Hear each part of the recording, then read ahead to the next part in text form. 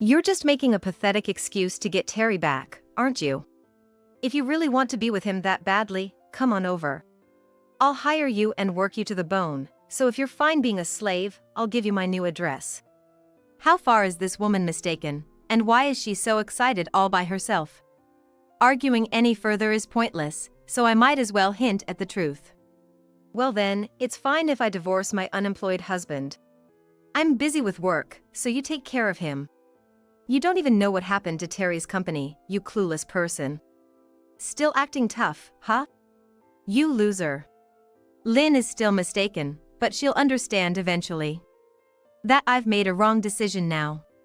Anyway, I've decided to divorce Terry, who kept his unemployment a secret and even cheated. But it seems disadvantageous to fight Terry and his people alone. So, I think I'll ask for help from someone reliable, and I called someone. My name is Yvonne, and I'm 43 years old. Before marriage, I worked for 15 years as a sales clerk in a men's clothing store. The executive of a wholesale company that did business with the store is now my husband, Terry. Even though we met at work, I thought he was a quiet man at first, but gradually we got to know each other, and he started inviting me for coffee.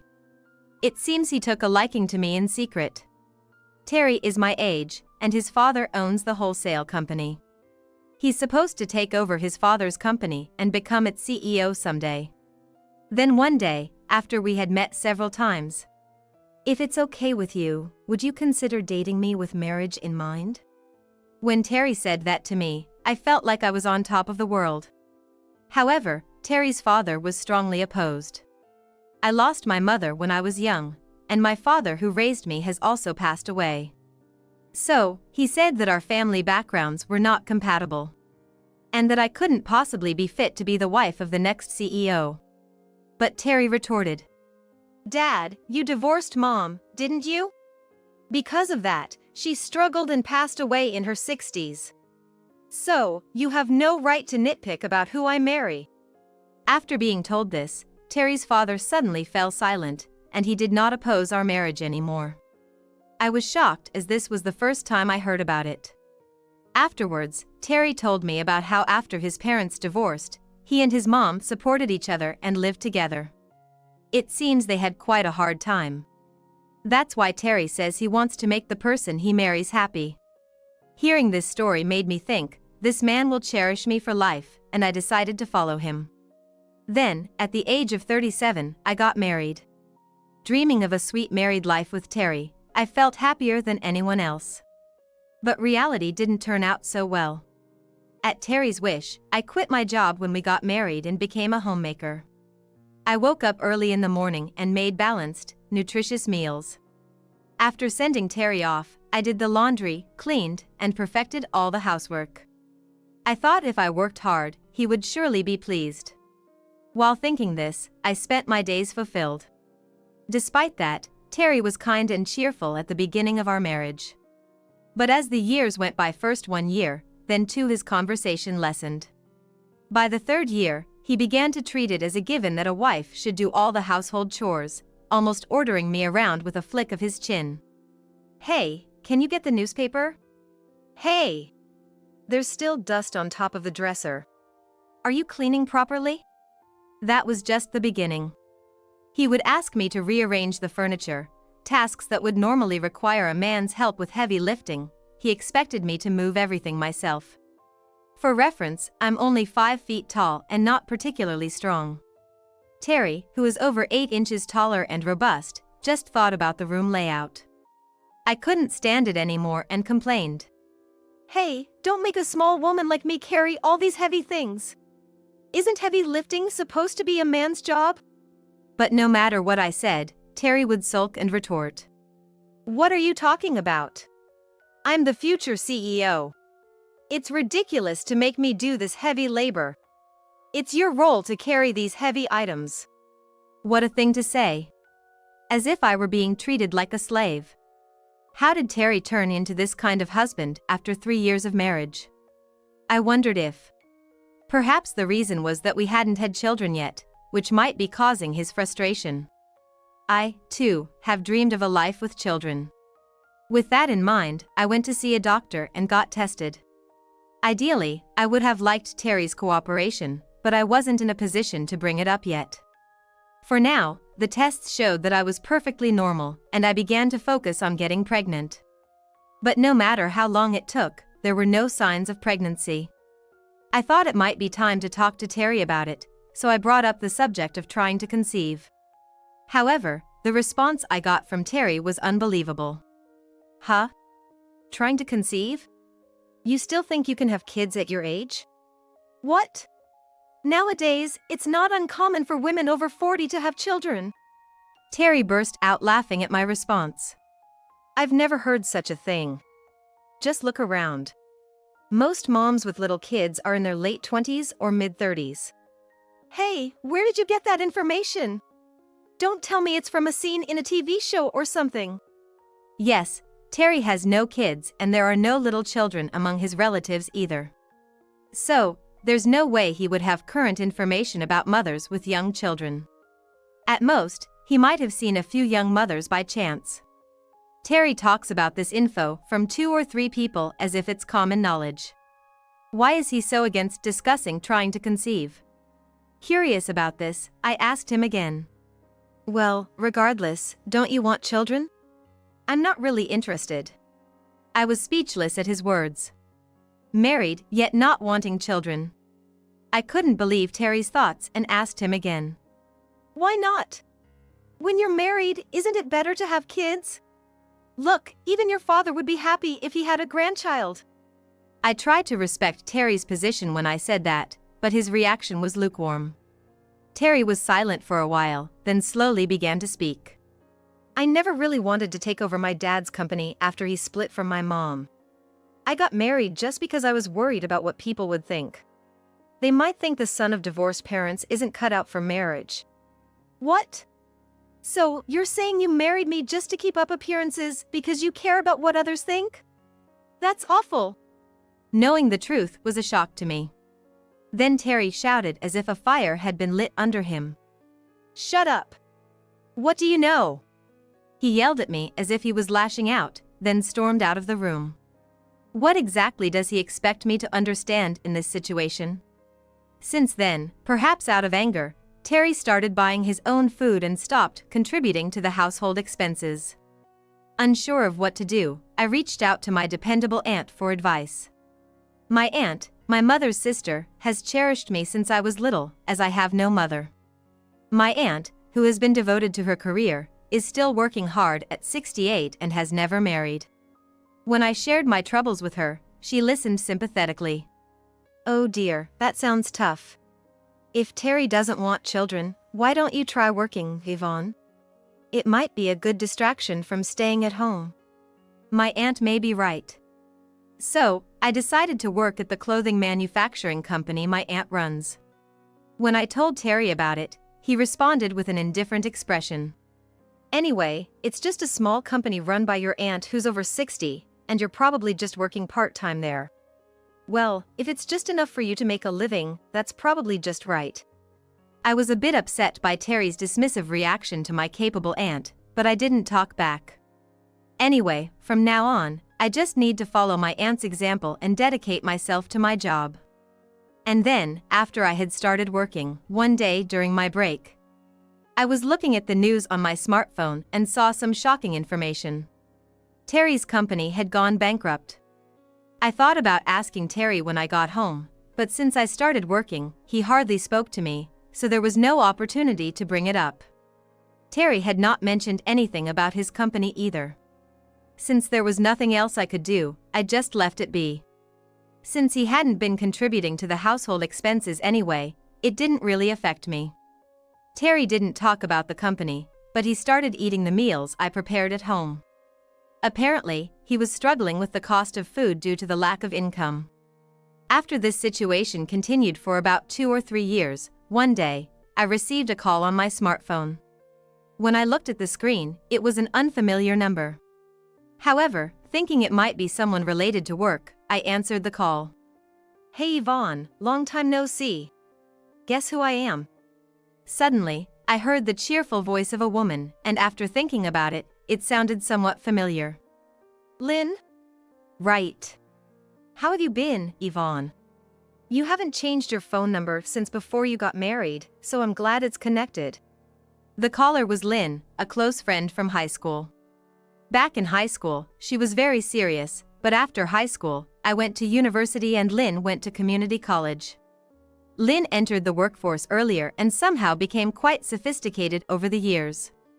Her lifestyle became flashy, and she gradually drifted away from me.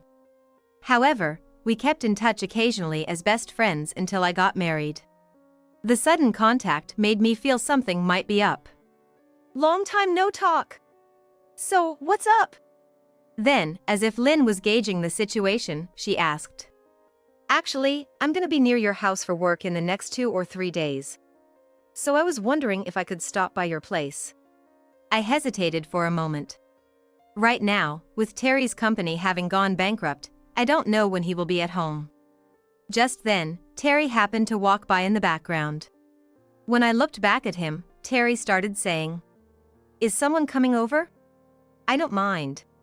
Lynn must have heard his voice over the phone because she suddenly got more excited. "Was that your husband just now? The one who was going to be the CEO? It's okay for me to come over? I'm really looking forward to seeing what a future CEO's home looks like. I've always been curious." It's hard to say no when someone is that enthusiastic. I got completely swept up in Lynn's pace, and we arranged for her to come over the day after tomorrow in the afternoon. On the day, Lynn arrived at our house with a very curious look on her face. Terry, whom I thought would be out, was inexplicably at home. Moreover, although he's usually curt with just the two of us, he was smiling pleasantly at the door. "Hey, you're Lynn, right? I met you once before the wedding. You brought a gift since you couldn't attend the ceremony." "Oh my, your husband remembers me? That makes me so happy." Suddenly, the two of them were chatting amicably. I felt like I was being left out. However, after chatting for a while, Terry soon went back to the bedroom. I led Lynn into the living room and made some coffee. While I was doing this, Lynn sat on the living room sofa and looked around the house as if she was inspecting everything. "This is really a nice house. The furniture must be expensive, right?" "Not really," I answered modestly. In reality, most of the furnishings here were bought by me since Terry isn't one to keep many possessions. When we first got married, there was nothing, so I gradually bought these things over the 3 years since I started working. Regardless, Lynn didn't seem to care about that and kept throwing one question after another. Mostly about our relationship as a couple. Given the situation, I found it hard to respond and had to beat around the bush. After about 3 hours of grilling me with questions, Lynn finally said goodbye to Terry and left our house. After she left, it felt like the calm after a storm. But that night, Terry suddenly said he was going out and left the house. He didn't come back for a whole week. During work, I thought to myself, if he doesn't come back today, maybe I should call him? I hadn't reached out before due to our estrangement, but now I was genuinely worried. So, after work, I hurried home. When I arrived, the house felt unusually spacious. Upon closer inspection, many household items were missing. Just as I feared a burglary might have happened, Lynn called. "Hello? Are you worried because your husband left?" "Actually, he's been with me this whole week." "What? What do you mean by that?" I remembered how Lynn had been oddly curious about my relationship with Terry. I asked, "You're not living together, are you?" "I just had Terry's belongings moved to my new place." "What? Those belongings are all mine. Please return them. Anyway, tell me where you are right now." I was worried about Terry, but I was more upset that my things had been taken without my consent. "What are you talking about? You were being supported, so there's no way you could afford all that stuff by yourself. You're really putting on a brave face." Lynn scoffed. This woman seems to know nothing. That I was the one supporting him. "You don't understand anything. There's nothing of Terry's among those things. I just want my own things back." "Are you trying to make excuses to get Terry back? If you really want to be with him that much, come over. I'll hire you and put you to work." If you're okay with being a slave, I'll give you my new address. How far does this woman misunderstand and celebrate by herself? Arguing any more is pointless, so I might as well hint at the truth. Well then, it's fine if you want me to divorce my unemployed husband. I'm busy with work, so you take care of him. You don't even know what happened to Terry's company, you clueless person. You're still talking tough, you loser. Lynn still seems to be misunderstanding, but she'll realize eventually that she is the one making the wrong choices. I just replied with a yeah, and hung up the phone. Anyway, I've decided to divorce Terry, who kept his unemployment a secret and even cheated. However, fighting Terry and his group alone seems disadvantageous. So, I thought I should seek help from someone reliable and called my aunt. My aunt, though never married, has overcome many relationship troubles and resolved disputes between others over the years. She's really dependable in situations like this. I explained the situation in detail over the phone. Then, my aunt gave me some sharp advice. If it's come to that, there's no choice but to divorce. But first, you need solid proof of Terry's infidelity. You should hire a private investigator to gather evidence. Having a detailed investigation report will help you. My aunt really knows her stuff. I immediately started following her advice. Since I didn't even know where Terry was living, I first hired a detective. The detective quickly identified their address. Thanks to detailed surveillance, dozens of photos proving the infidelity were also taken. An even more surprising fact came to light. The detective tailing Lynn captured her not with Terry, but meeting with other men. And not just one or two, but several wealthy-looking men. He had kept all the evidence photos well documented. It's shocking to see Lynn, who was so serious during her student days, turn into such a woman with poor relationships with men. It might have started when she became a working adult. I discussed these facts with my aunt. My aunt, who has adored me since I was little and knew Lynn from our high school days. She was puzzled as to why Lynn had changed so much. There might have been a trigger for such a change. Maybe she got involved with bad people. My aunt suggested. That reminded me of something.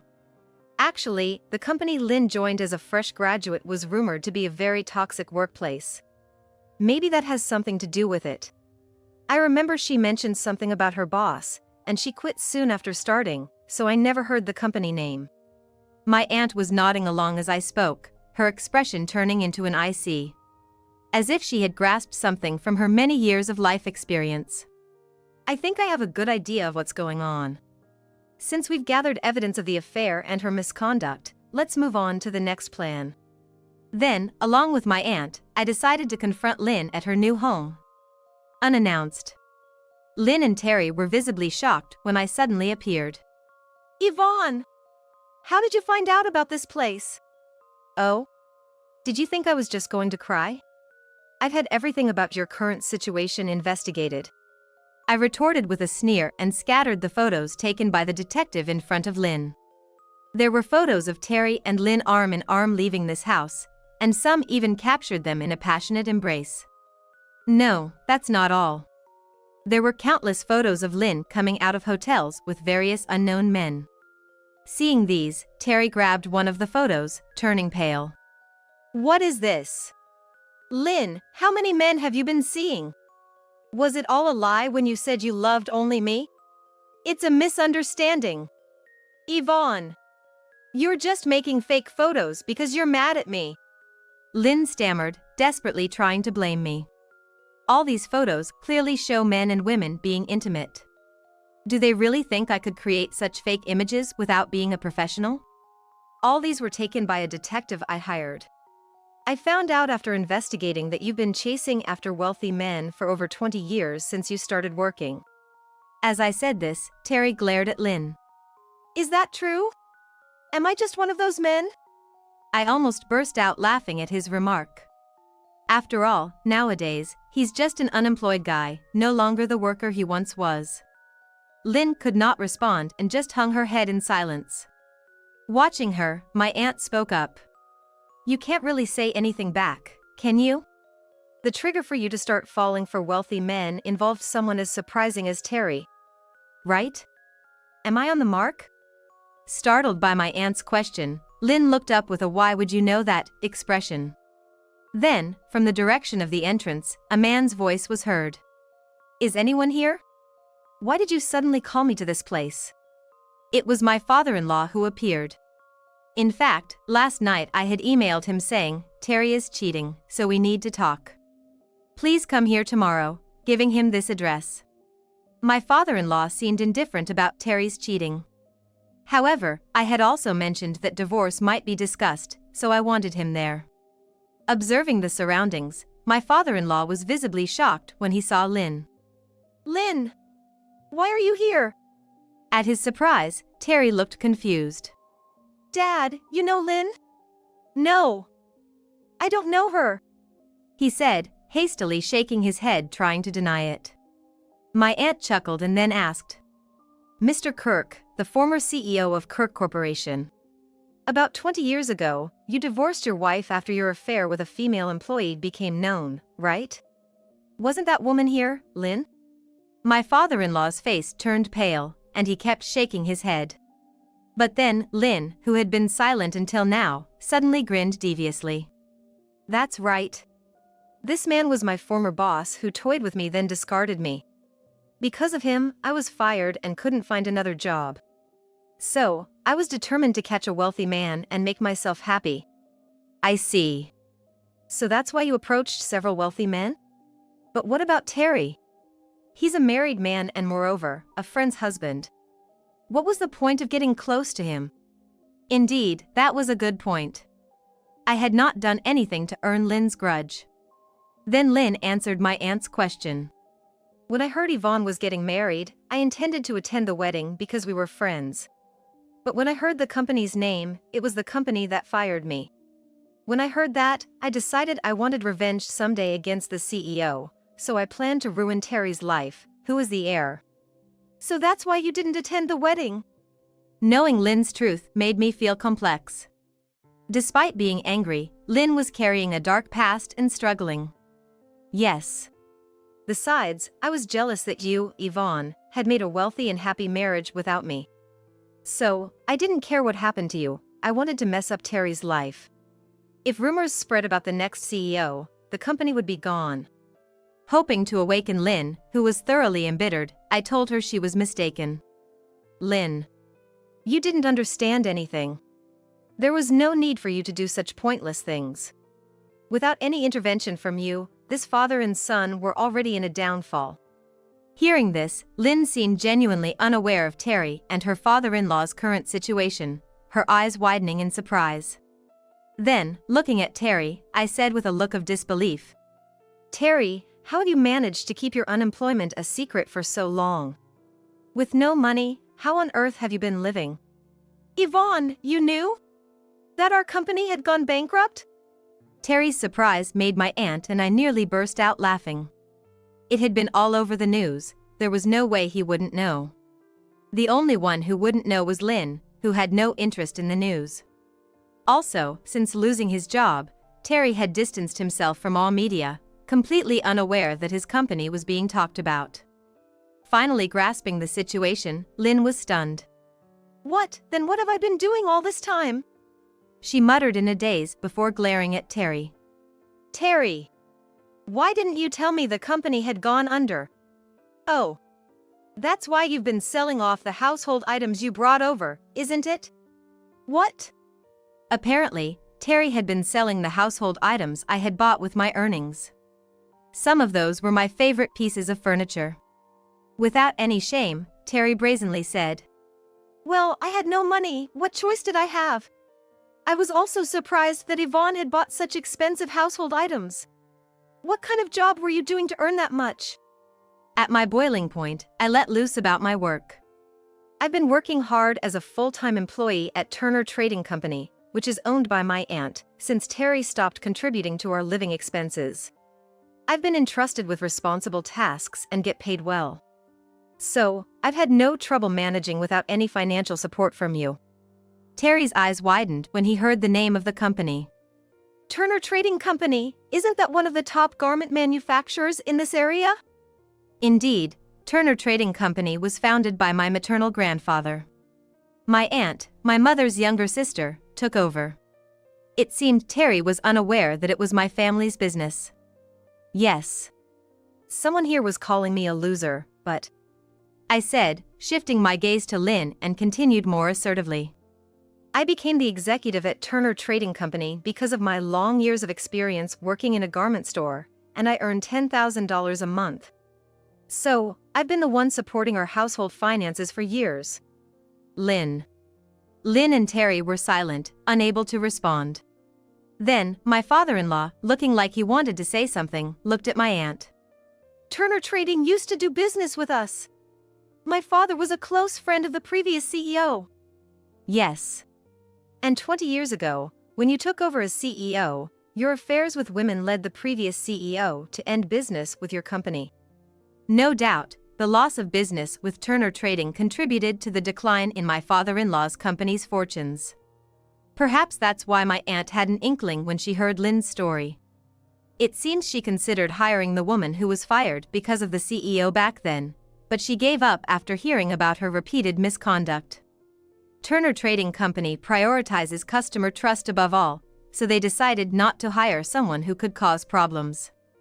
My father-in-law, looking apologetic, said to my aunt, I had no idea you were the successor of Turner Trading Company. I'm truly sorry for the trouble caused back then. No worries.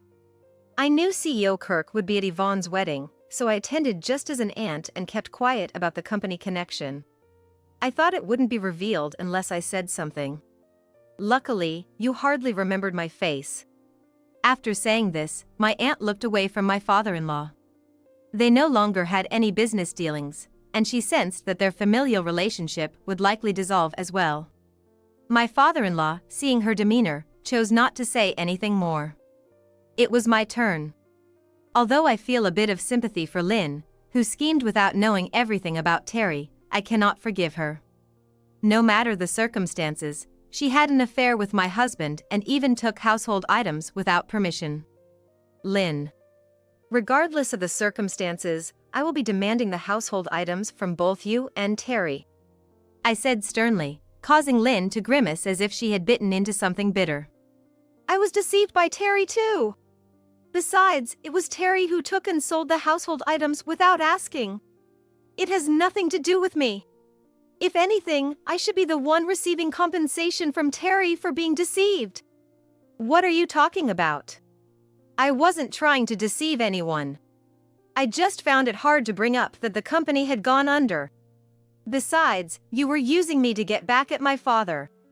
If anything, I was the one who was deceived. As they both tried to shift the blame onto each other, my aunt stepped in between them. Enough with the ugly arguing. Whatever the reasons, Lynn, what you did was clearly seduce a married man. Both of you owe Yvonne compensation. And Terry, in addition to the affair, you took Yvonne's belongings without permission, so you better make restitution for that too. It was like a mother breaking up a fight between children. I might have been overwhelmed by their intensity if my aunt hadn't been there, so I was truly grateful she was present. Seeing their resigned, almost tearful acceptance, they both hung their heads. Damn! With such a strong ally on Yvonne's side, I stand no chance. How am I supposed to pay any money while I'm unemployed? I don't even have money. Lynn lamented, but it looked like we could finally settle this matter. I decided to have Lynn and Terry pay me compensation for the household items. Then, Terry and I finalized our divorce. We sold the house we lived in and split the proceeds. For now, I decided to stay with my aunt. Thank you, Aunt. I might not have been able to resolve this on my own. You've always been such a reliable force in my life. Oh please, don't make me out to be some kind of hero. I'm just a fragile woman myself. My aunt jokes, and we both burst out laughing. Finally, peace was returning to my life. After the divorce, Terry decided to live with his father. Even though his father was not the best, he was still his father, and Terry probably just wanted to depend on him. Despite that, Terry claimed he would take care of his father from now on and tried to start a business. However, life doesn't always work out as planned. Unfortunately, his business failed and they ended up in debt. This news became well known within my company, since many former employees of Terry's father's company had joined us. It seems someone living nearby was spreading rumors about Terry and his father. As for Lynn, since she was unemployed, she couldn't afford the rent for the condo she and Terry had planned to live in and had to move back to her parents' home. Her parents, who had long spent their days frivolously, finally put her to work. Lynn's family owns a farm. Although she had resisted helping out at home before, her parents forced her into farm work. Under the watchful eyes of her parents, she couldn't escape. Moreover, knowing her poor track record with men, her parents forbade her from dating. They were even arranging a marriage for her with someone who would take over their farm. I heard about Lynn's situation from my aunt. She mentioned that Lynn's parents, well known in the area, had approached her to arrange a marriage for their daughter. They shared all the details about Lynn during that visit. My aunt, not wanting to upset the parents, kept quiet about Lynn's attempt to steal Terry from me. Recently, my aunt decided to step down from her position as CEO of the company and nominated me as her successor. Although she will step back from the daily operations, she will continue to oversee my progress as the chairman. I plan to continue developing this company, which I've inherited from my aunt, even further. As someone who leads a busy life with no time for a relationship with a man, it seems unlikely that my dream of having children will be fulfilled. Instead, I am now focusing on the development of new children's clothing lines. By interacting with our customers and their families as if they were my own, and providing products that suit their tastes, I hope to bring smiles to many children and their parents. This commitment to my work serves as a bridge to my dreams.